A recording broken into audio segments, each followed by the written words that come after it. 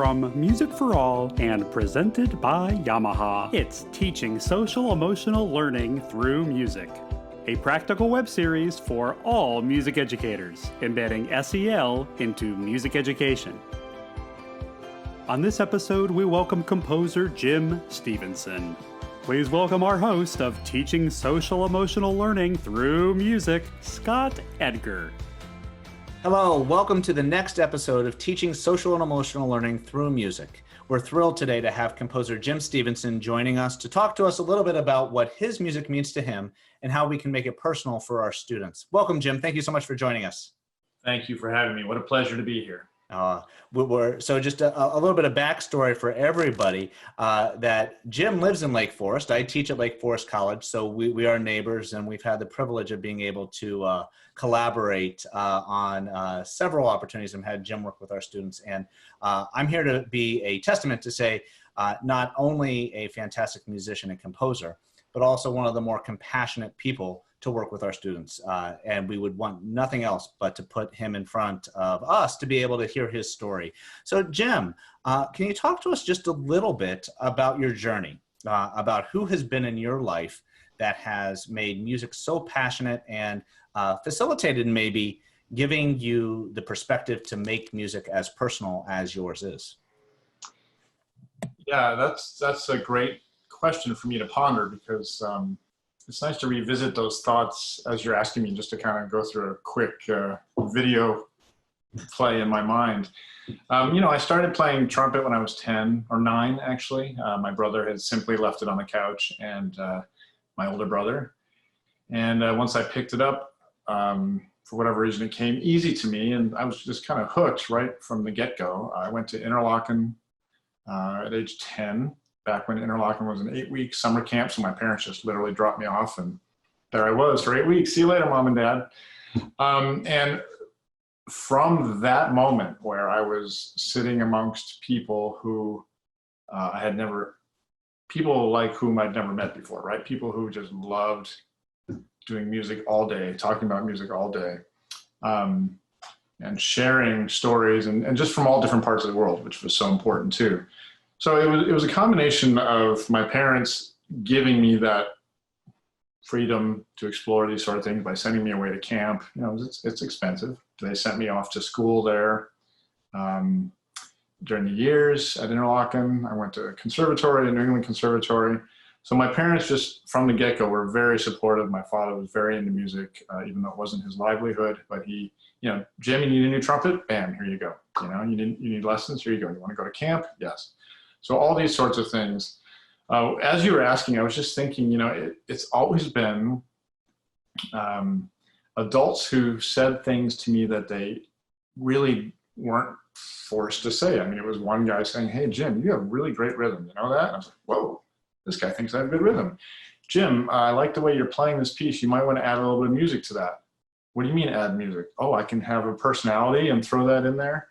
And, even just a conductor kind of giving you a glance while you're playing something. It's always people who just kind of, propping you up a little bit as you're going along, and just giving you that little pat on the back, giving you that extra encouragement. And then, of course, the colleagues who you're sitting next to, and those that are better than you, who you're aspiring to be like, and those who are just your best friends, and you're hanging out talking music all the time.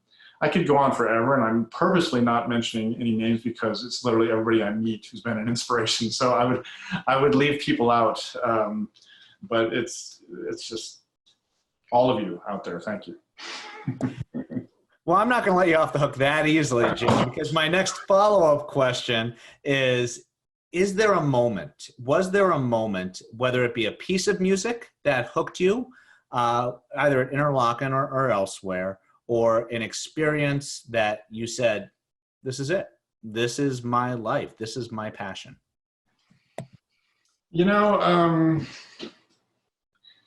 Gosh, I've been making music since I was 10 years old, going to camps and festivals and schools. And, as you were saying that, one sort of thing, and there's so many stories like this, but I was at Tanglewood when I was 16. Yeah, spending the summer at Tanglewood. And we were doing Barber's Adagio for Strings. Now, if you're a trumpet player, you don't play on Adagio for Strings. But here we had spent this entire summer hanging out with our friends. And so we're looking around at everybody in the orchestra as we're doing the concert. And these are our friends just playing their hearts out in the string section in the Barber. And all of a sudden I look at all my fellow trumpet players, all four of us sitting there, and we're bawling our eyes out, right? We're just crying like teenagers shouldn't cry. I don't know, it was just, and it was kind of one of those moments where you realize, wow, you know, we are all very into this and dedicated to it. And how could there be a life without this sort of passion and emotion? And, you know, it's like I said, there's so many stories like that, but that's just one that popped into my head as you asked the question. Certainly. I was 16, so that's a very formative time, right? Yeah, so. Absolutely. So what I think is powerful about you choosing that is you set the stage with all of your performance experience, but the story that resonated was you being in the audience and having an emotional connection with your peers of a piece that you weren't performing on. Yeah, well, to be clear, we were on stage. We just hadn't left the stage for that piece because we had to play the next piece. But yeah, it was just me and, you know, my three friends who we'd spent the summer hanging out and playing. And we weren't even looking at each other and making each other cry. It was just all of a sudden we looked at each other and we were all crying, you know. So we knew we were going to miss each other and we were going to miss that sort of experience. So here's a tough question. I'm going to throw you a little bit of a curveball right now. I'm sorry. If you could think of one word to describe Adagio for Strings for you, what would it be? Impactful. But that is a curveball. I hadn't had a chance to think about that. You know, I didn't want to say the easy answer, beautiful, gorgeous, anything like that. Meaningful, inspiring. I just gave you 3 or 4. Sorry about that. I broke the rules. I'm okay with rule breaking.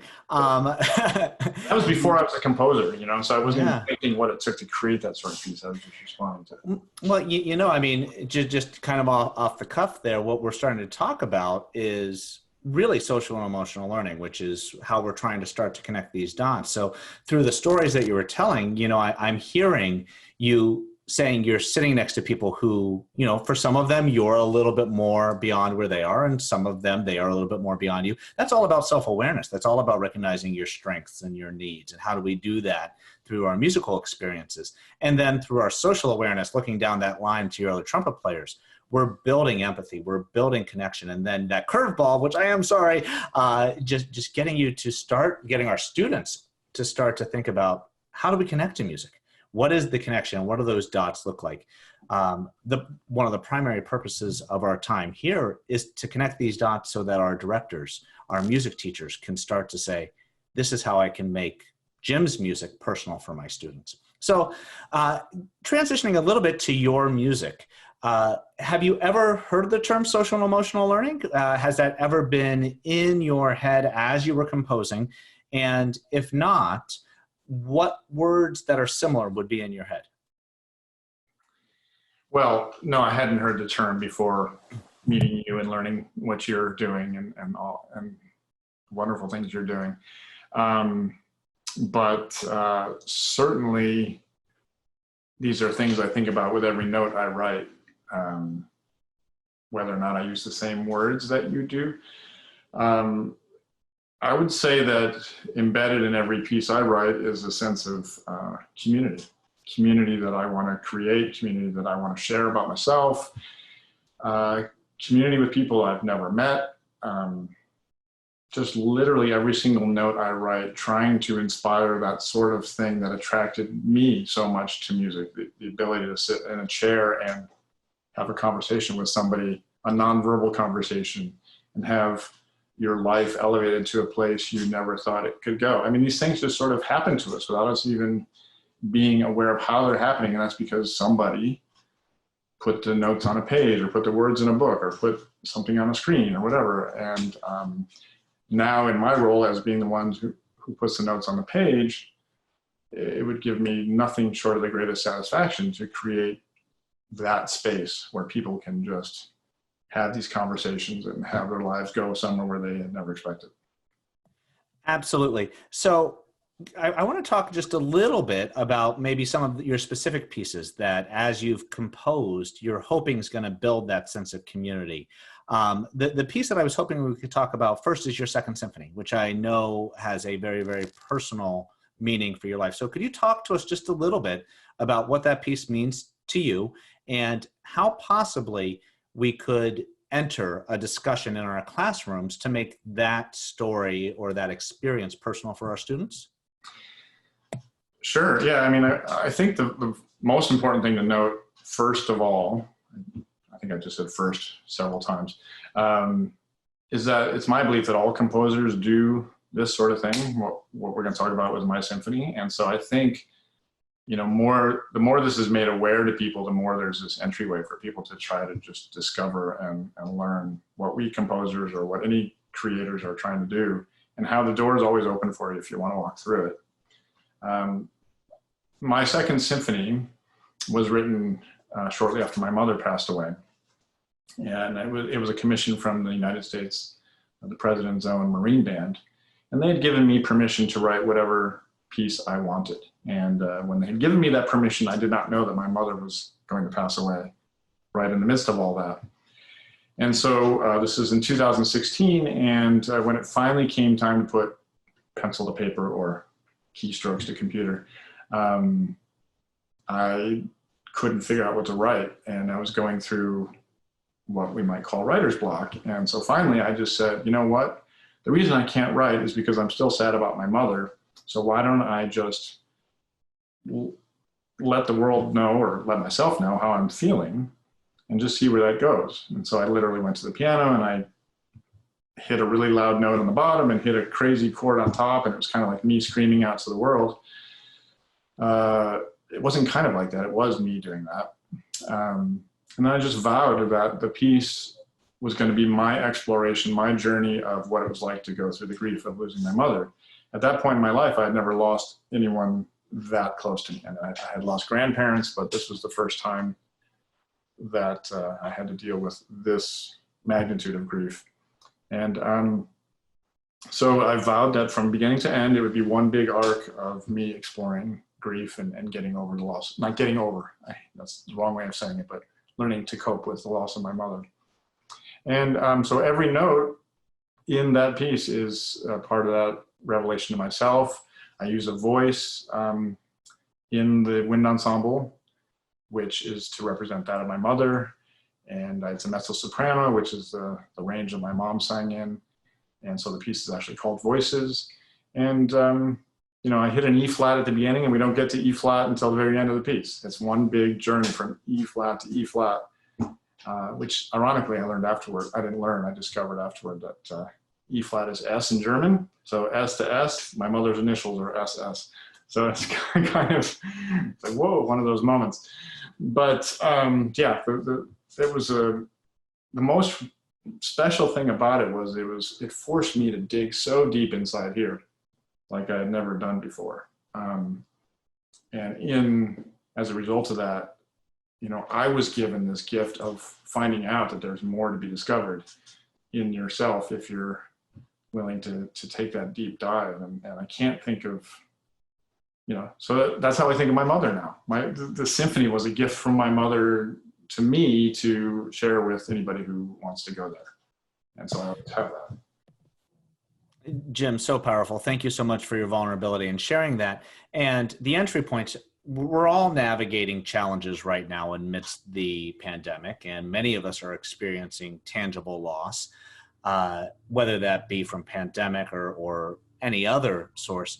I really do believe that piece can serve as an entry point for us to be able to have those conversations. A previous guest on this series was Alex Shapiro, and she said that music, when we do SEL, it's a portal. Music is our portal into our hearts and out to the world around us. And I think that's a great example. When we talked previously to prepare for our time today, you mentioned that every single note that you write is a code. It's a code for something. It's thoughtful, it's purposeful, and it has emotion in it. And then you just mentioned the great I don't believe that this is a coincidence, but the S to S and that aha moment. How much of what you do when you write music, when you sit down and thinking about emotional intent and think about emotional reach to your audience or the performers who will be playing your music, is the aha moment at the end, or is it I'm coding from the beginning? Well, some of that comes with all of our skill levels as a composer as well. I mean, we grow as composers and we learn how to get better at our craft. But I would say I've been listening to some early music of mine recently for various reasons. And I hear it there too. When I was in college, I would go study scores. And I was always looking for more deeply for what the composer had to say. Why did they do this? Why is this here? And it was really exciting when you discover, like, wait a minute, that goes with that. Oh my gosh! And your head explodes. So if you combine that with how it feels to play in an ensemble, which I did for so many years, starting at the age of 10 until I quit playing professionally at age 38. So that's 28 solid years of end to end, 24/7 performing in ensembles, chamber ensembles, recitals, orchestras, bands. What it feels like to play that music and have that emotional response to it, and then to also go into a composer score and see what they did, how they crafted that so that we would feel that way. The answer is 100%. I give every single note that I put in my music, and I don't mean to sound arrogant about it, it's just who I am. I can't imagine doing any other way, is to give that, portal is a great word. It's meeting halfway, right? I'm putting my music here. I've put all this thought into it. And if you want to come get it, it's there for you to grab. And that's how we have a conversation. That's how we have community. That's how we share experiences that we can't expect. It's been there pretty much from the get-go. And the more I do it, I'd like to think that I get a little bit more skilled at it, but there's always room for improvement. But it's all there for sure. It's so powerful when we talk about, it's there for the taking, but we have to walk through that door. We have to make the choice as a director to explore this, because we know many examples and many counterexamples of directors who choose to walk through that door, and then other directors who it's the notes and rhythms, and we stop at that level and never unpack the code that you're putting into the piece. Yeah, I can tell when I get to a rehearsal or to a situation, and I always love when I meet the directors who have walked through the door. I love all the directors, don't get me wrong, but it's it becomes obvious that they've taken the deep dive into the music, and then the conversation begins at a new place. We can talk about the music from a different level, and it's all about just having meaning in our lives in the short time that we're here. And I'm just trying to be a part of that and add to the conversation if I can. And I don't think anyone would disagree that you have. And that deep dive for us, from the perspective of this series and an entry point for our teachers, we could call that social and emotional learning. How do we make it personal for our students, help them become self-aware, socially aware, and make good decisions? And your music is that portal. Along with that, we all say that we build skills in our music education classrooms, that our students come out with many, many different skills that they've learned while they're in our space, and hopefully take them with them after they leave. So what are some of those life skills that maybe you feel like you've learned through your musical experiences? And maybe your dream, what do you hope today's students are learning by engaging with your music in music classrooms? Wow. I don't know. Is passion a skill? I don't know if that's is it a skill that can be taught and learned? I certainly believe that passion is something that needs to be presented and practiced, and we can teach our students to be passionate, and that means it's a skill. If we can practice something and get better at it, then it's a skill. So I'm on board with that. I'm glad I asked, because it reminds me of the story I already told when I was playing I hinted at it when I was playing a concerto when I was 14, and my trumpet teacher came up and said, you can be musical if you want to. And that sort of opened that door for me to be passionate. So I do think I've answered my own question, and you helped me. Thank you. And you also mentioned the word vulnerable. That's so hard to do, right? Especially if you're younger, to admit, to be open like that, to allow people to look inside. That's something I still, to be honest, I kind of cheat by throwing all my vulnerability into my music, right? There may be things I'm not going to tell you face to face. I'm telling you here because the environment is sort of allowing us to do that. But if you want to know more about me, I'm going to put it into my music. But so being vulnerable, having that passion, boy, patience is a big one. That's something I've had to learn. You become a professional composer at age 38, like I did, and you're like, okay, here we go. Come on, world, here it is. And then, here I am a little bit more than a decade later, and, some things don't happen quite like you want them to, but as long as you're in it for the right reasons, these things sort of take a second seat to your passion and to your life goals. Is that enough? Passion. What did I say? Passion, vulnerability. What was the other one? Patience. Patience. Being a nice person. and you know what's it? Empathy. Showing empathy. Sorry, I didn't mean to interrupt you. No. I'm sorry. What's fascinating to me is for those people who have, who are buying into the SEL thing and wrapping their heads around what's being asked of them at an educational level and translating, every single one of the words you just said fits into an SEL category somewhere. Empathy is central to what we're starting to talk about. Patience, understanding our strengths, understanding our needs. I see kind of my job here is translating, and you're not giving me a hard job. You're giving us the words that we're already using. So thank you for that. This fall is going to look very different from any other musical environment than we ever have. We've put so much priority, and the importance of it is tangible, and I realize this, on performance. The definition of many music education programs is the quality of performance. Well, this fall, we know that concerts aren't going to be happening, at least in the way that we are used to them happening. So can you help us dream and brainstorm a little bit, and maybe some tangible examples in your music, that if someone says, I want to do a Jim Stephenson piece in my band, but I can't do a concert. I want to come up with other entry points, other ways that I can engage with the music when the finish line's not a concert. The finish line can be something else. Can you help us come up with maybe a few ideas on starting places? From my catalog specifically? Yes. What I do? Yes. Well, I'm a little shy about just doing blatant public advertising, but this is a space. Go for it. I did write 5 of these adaptable pieces that a lot of people are turning towards these days, that, you can use whatever instrumentation you have in front of you. That was I always like learning whatever I can and experimenting and going new directions. That was a little bit of a mind twist to figure out how to create some of those. So, can you talk through a little bit some of those challenges maybe that pushed you in a different direction? Well, it was bizarre to not have total control over the sonic result. So if you're writing a flexible instrumentation, it means there may or may not be a trumpet, or, well, there'll probably be a trumpet, but may or may not be a bassoon, or may or may not be, second alto saxophone. I don't know. You know better than I do what would be missing. But so you're trying to write music that meets the sound world you have in your head while knowing that some important instruments could be gone.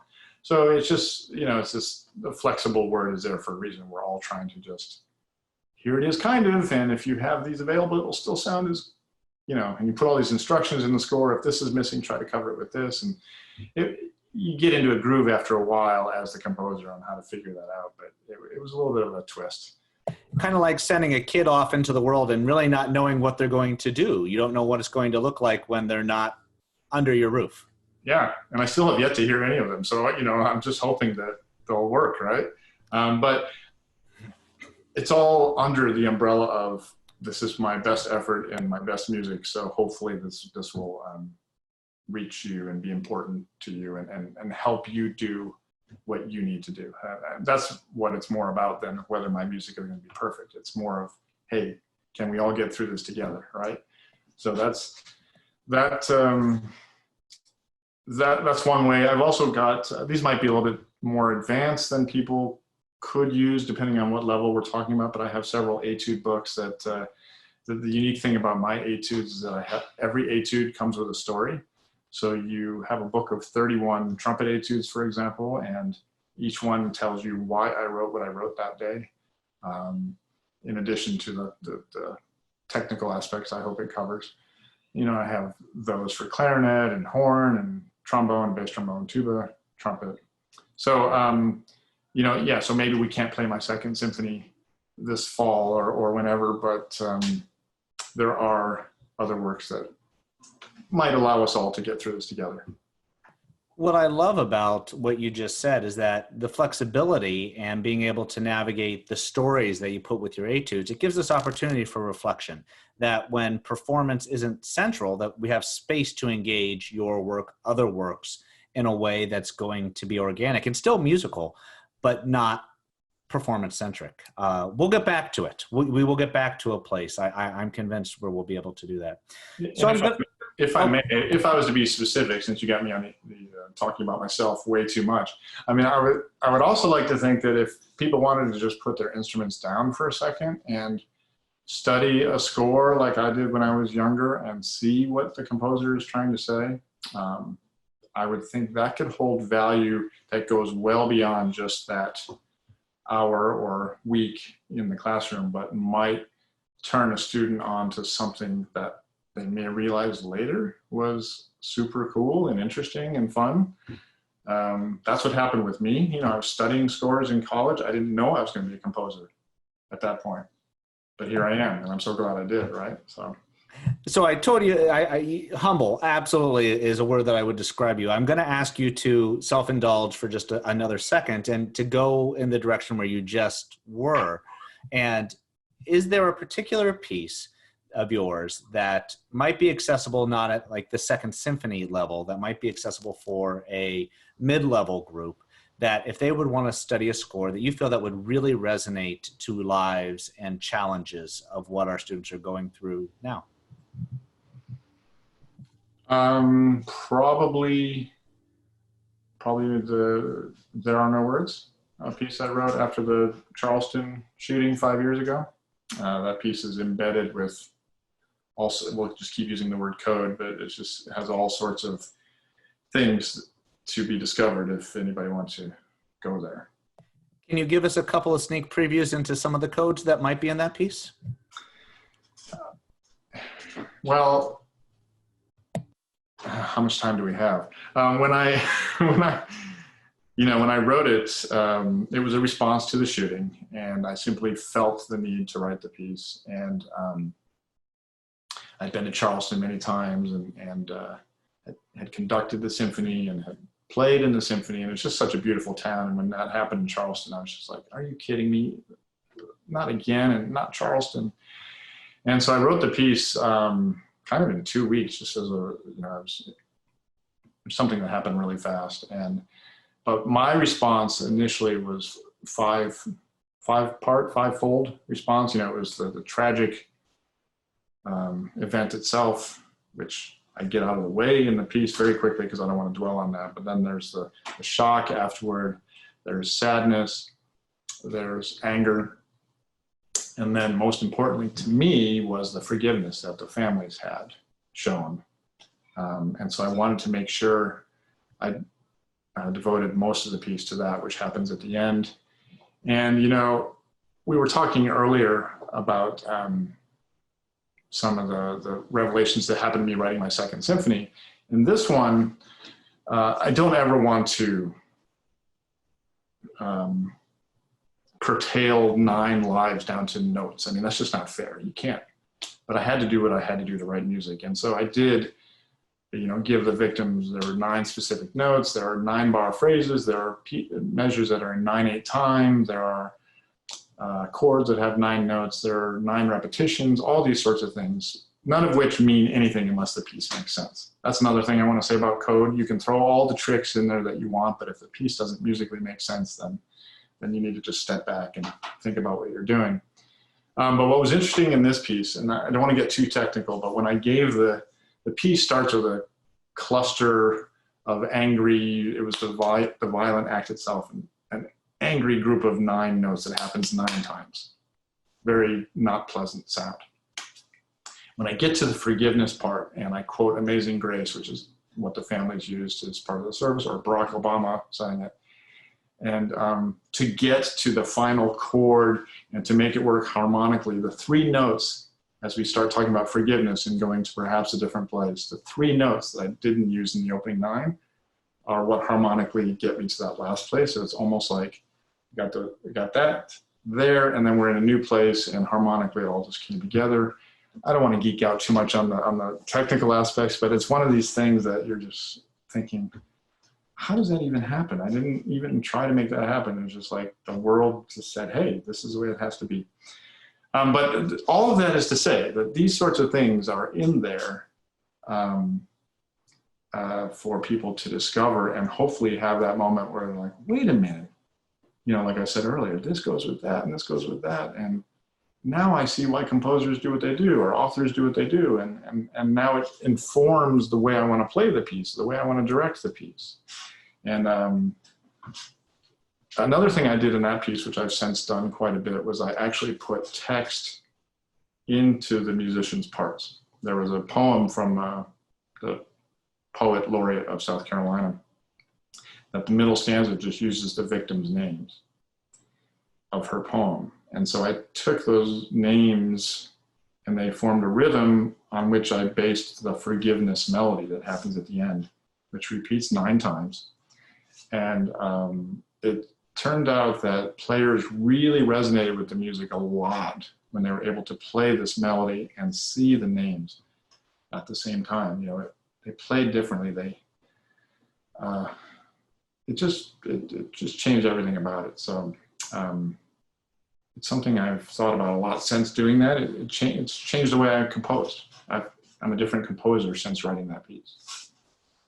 And I think that is a telling story, especially now when we're dealing with the racial struggles that we're having in our country, that piece is now just as relevant as it ever has. So thank you for that example of how we can use your music as a portal to start to have these discussions. And I think that's important. Do you have any thoughts about that piece or other pieces, either yours or others, that may be used as a tool, as a lever for anti-racism, especially as we're dealing with what we are as a country?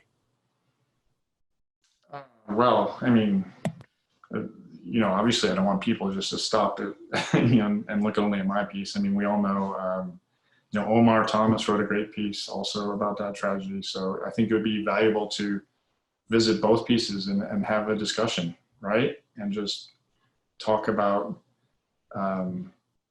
why the responses that we composers have, and there are so many pieces throughout the years that are written based on tragic things and divisive things, and it's always good just to invoke a discussion and get people talking about things. Nobody has to say, this is right, this is wrong, but we just move the conversation forward and we get ourselves thinking so that hopefully, the whole reason I wrote that piece, speaking for myself, was just hoping that maybe, not that musicians are ever going to do anything like this, but just giving whoever plays it reasons to think about what they're playing, and maybe they're in a conversation, hey, there's this piece I played and it talked about this, and that spreads. People in different countries, Japan and the Netherlands, and I can't think where else off the top of my head, have played that piece, which means that they've thought about people in South Carolina, which, however it manifests itself, it can't hurt, right? Just to force people to think about it. And I've received really nice messages from young people all throughout the world about it as well. And as I know, of course, Omar has, and other people have written pieces like this. So. What's interesting is we just had Omar on as a guest on this, and we spoke to him about that piece. And to hear the two of you very much having similar approaches and having similar thoughts and similar ways of embedding this moment into the piece, and yet very different identities and yet very different products on the end. So the comparison and the contrast between those two pieces, I think, would be very, very powerful. But isn't that what's beautiful about music or any art? Isn't that the amazing thing, is that we have people from all different walks of life, all different countries, just pouring their hearts out. And then you have the musicians, the directors, the audiences there to just take it in and have their own experience and go wherever it'll allow them to go. It's just such a beautiful thing. I can't wait to hear your talk with Omar. I can't wait. Well, we're hoping to get it out as soon as possible, so we'll make sure to send you a link.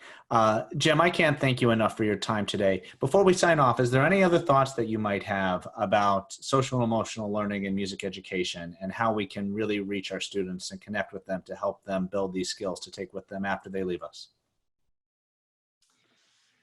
I should have prepared for that. I think it's also important to realize that everybody's going to come to it at a different pace, right? A different speed, the students. Some are going to latch onto it, right? I was fortunate I latched onto it when I was 10 and couldn't get enough of it. Somebody else, I worked with people when I was in an orchestra who didn't even pick up an instrument until they were 16, 17. And, so they came to it later. And I think I just love the word vulnerable, and I'm so glad you said it. And I think if this is just my opinion, I don't claim to know it all, but I think the more that we directors, I'll put myself in that category because I conduct as well, we allow ourselves to share what's important to us, what we think is beautiful, what makes us tick. That's what the students are going to latch on to. That's what worked for me when I was young. I should have said this at the onset when you asked me, but those directors and those people who really, you're like, wow, oh my gosh, they're so weird or crazy, but I love it. You're the student. That director is just so bizarre, but oh my gosh, I love how much they love music. That's what I think carries through and catches people. So don't be afraid to be vulnerable. I love it. I know other people will too. And that level of vulnerability, our students this fall are going to need that more than ever. They're going to need that model that says it's okay to not be perfect, and it's okay to say that. Right? Yeah, absolutely true. You couldn't have said it any better. Well, Jim, we so appreciate your time today. Please be well, and I can't wait till our paths cross again in Lake Forest, Illinois. I really look forward to it. You're not too far away. Let's just go grab a beverage sometime. Every day of the week. Take care, my friend. You too. Thanks. Bye-bye.